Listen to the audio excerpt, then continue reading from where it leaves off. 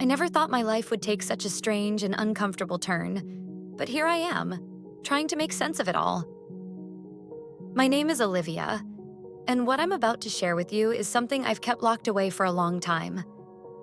It's a story that changed everything for me, my marriage, and how I view trust. It all started one evening when my husband, Ethan, invited his best friend Benjamin over for dinner. Ethan and Benjamin had been close for years, long before I even met my husband. They were like brothers, inseparable. And truth be told, I liked Benjamin. He was charming, funny, and had this way of making people feel at ease. But that night, something shifted in the dynamic. Ethan had been working long hours lately, and our marriage, while not in trouble, felt distant. We'd fallen into routines, barely speaking some nights because of how exhausted he was. Benjamin, however, was always around, always present, filling in the gaps Ethan couldn't. Maybe I should have seen it coming. Maybe the warning signs were there, and I ignored them. But I trusted Benjamin. I trusted him completely. That evening after dinner, Ethan got a call from work. Another emergency. He had to leave for a few hours, which wasn't unusual. Benjamin stayed behind to help me clean up, chatting away like nothing was out of the ordinary. But as we stood side by side washing dishes in the kitchen, I noticed the way he looked at me had changed. There was something in his eyes, something I couldn't quite put my finger on. At first, I brushed it off. Maybe I was just imagining things. After all, we were friends. We'd shared countless dinners and laughed over stories, and there was never anything inappropriate. But that night felt different. As I was finishing up, I realized I hadn't grabbed a towel from the bathroom, and since Ethan wasn't around to help me, I excused myself to get one. It should have been a simple task, just in and out. But as I stepped into the bathroom and turned on the shower to warm up the water for my usual nighttime routine, something unexpected happened. I heard footsteps behind me, and before I could even register what was going on, Benjamin was there, standing in the doorway of the bathroom. My heart raced. There was no reason for him to be there. I had closed the door, or at least I thought I had. But there he was, watching me with this strange expression on his face. "Olivia," he said, his voice low and steady. "We need to talk." A chill ran down my spine. I wasn't sure if it was the cool air from the hallway or the sudden tension that had filled the room. "What is it, Benjamin?" I asked, trying to keep my voice calm, though my mind was racing with questions. He didn't answer immediately. Instead, he stepped closer, closing the bathroom door behind him. My heart pounded in my chest, and suddenly the warmth of the shower felt suffocating. I backed up against the counter, unsure of what was happening, but sensing that whatever it wasn't good. "I've been thinking," he started, his eyes locking onto mine. "About us." "Us?" I echoed, confused and alarmed. "What do you mean, us?" "Benjamin, you're Ethan's best friend. There is no us." But the way he looked at me told a different story. He wasn't backing down, and the tension between us was thick, too thick to ignore. My mind raced through every possible scenario. Was I misinterpreting this? Was he going through something that I didn't know about? Or worse, had I somehow given him the wrong impression? I felt trapped. He was blocking the only exit, and though nothing had happened yet, the situation felt like it was spiraling out of control. "Benjamin," I said, my voice a little sharper this time, "I think you should go." But instead of leaving, he took another step closer. "Olivia," he whispered, his tone almost pleading. "You know there's something between us. I see the way you look at me when Ethan's not around. You can't deny it." My stomach twisted in knots. This wasn't happening. I never thought of him that way. Not once. Sure, we'd had fun together, we'd laughed and shared stories, but it was all innocent. I loved my husband, and Benjamin was nothing more than his friend. Our friend. "You've got this all wrong," I said firmly, trying to sound confident even though my hands were shaking. "Whatever you think is happening, it's not. I love Ethan." Benjamin's eyes darkened, and for a moment, I saw a side of him I had never seen before. It wasn't anger exactly, but frustration. maybe even desperation. He reached out, grabbing my arm gently but firmly, as if he was trying to make me see things his way. "We don't have to pretend, Olivia," he murmured. "I know you feel it too." I pulled my arm away, my heart racing faster than ever. "Stop," I said, my voice trembling now. "This isn't right." For a split second, I saw the realization flash across his face, that what he was doing was crossing a line. But instead of backing down, he hesitated, then nodded, slowly stepping back. "You're right," he finally said, running a hand through his hair. "I'm sorry, I don't know what came over me."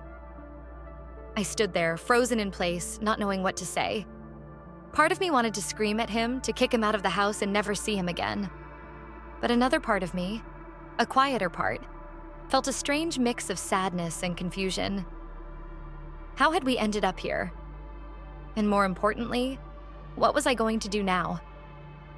When Benjamin finally left the bathroom, I felt a wave of relief wash over me. But as I stood there, still trembling from the encounter, I knew that things could never go back to the way they were. Ethan would come home in a few hours, completely unaware of what had almost happened, and I was left with the question: should I tell him? Or should I keep this moment buried, pretending that nothing had changed? I stood there, staring at the closed door for what felt like an eternity. The sound of the water from the shower continued to echo around me, but my mind was somewhere else. What had just happened felt like a dream, a bizarre, unsettling dream that I wanted to wake up from. Benjamin was gone now, and I was left alone with my thoughts.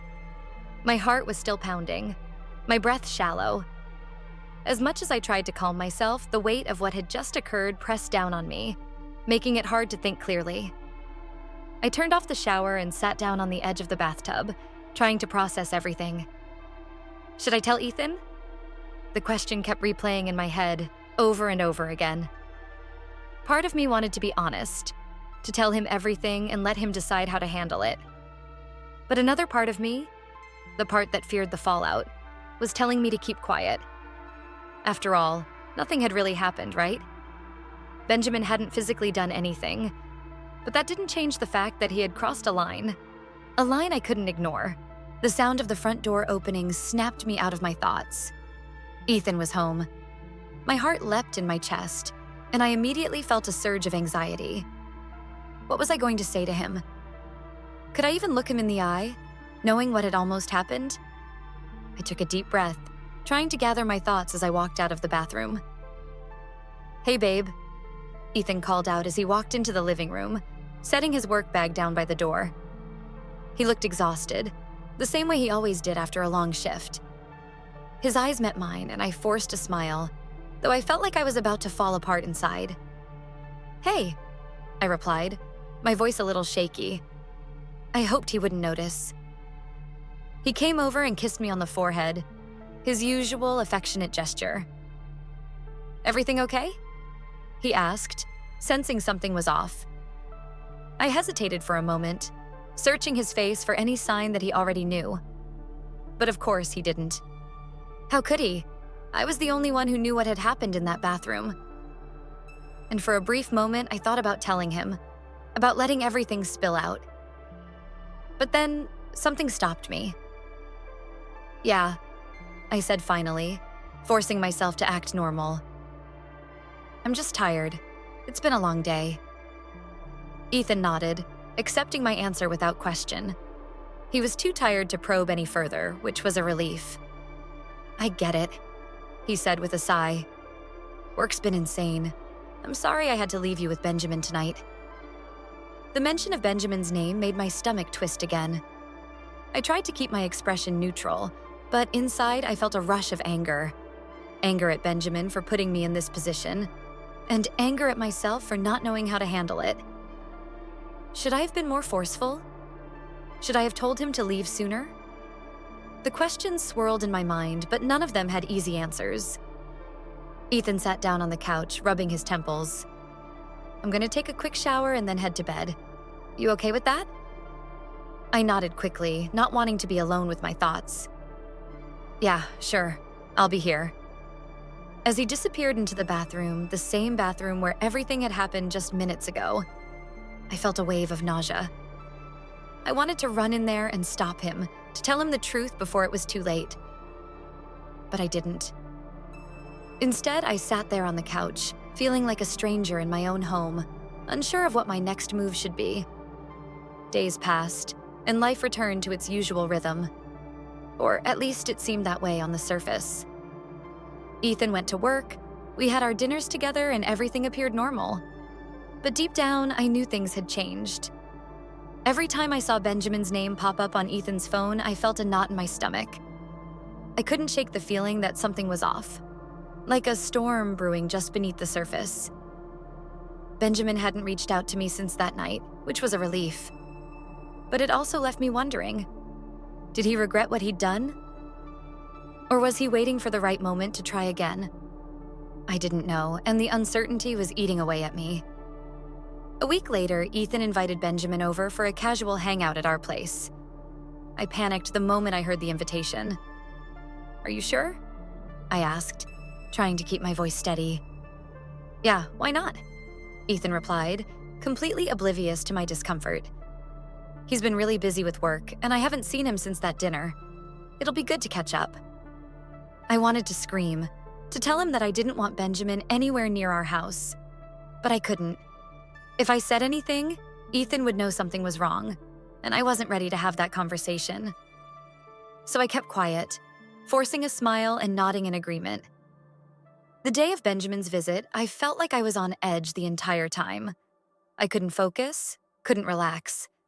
Every sound made me jump, and the minutes seemed to crawl by as I waited for him to arrive. When Benjamin finally showed up, everything felt different. His usual charm was still there, but it felt forced. There was a tension in the air, one that only I could feel. Ethan, as usual, was completely unaware, laughing and joking with his friend like nothing had changed. But I could sense the shift, the unease lurking just beneath the surface.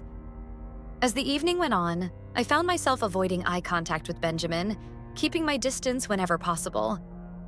I didn't want to give him any opportunity to misinterpret my actions, to think that what had happened in the bathroom was somehow acceptable. But the more I tried to avoid him, the more awkward things became. At one point, Ethan excused himself to take a phone call, leaving Benjamin and me alone in the living room. My heart raced as the door clicked shut behind him, and for a brief moment, the silence between us was deafening. Benjamin cleared his throat, shifting uncomfortably in his seat. "Olivia," he began, his voice low. "About what happened that night." I froze, every muscle in my body tensing. This was it, the moment I'd been dreading. "I don't know what I was thinking," he continued, his eyes filled with guilt. "I messed up. I crossed a line, and I'm sorry." I didn't know what to say. Part of me was relieved that he was acknowledging it, but another part of me was still angry, still hurt. "Benjamin," I said quietly, my voice shaking, "you put me in a really difficult position. I trusted you." He nodded, looking down at his hands. "I know, and I regret it. I really do. I don't expect you to forgive me, but I just wanted to apologize." For a moment, the tension between us hung in the air, thick and suffocating. But then, just as quickly as it had come, it dissipated. I didn't say anything more, and neither did he. When Ethan came back into the room, everything returned to normal, or at least it appeared that way. But the truth was, nothing would ever be the same again.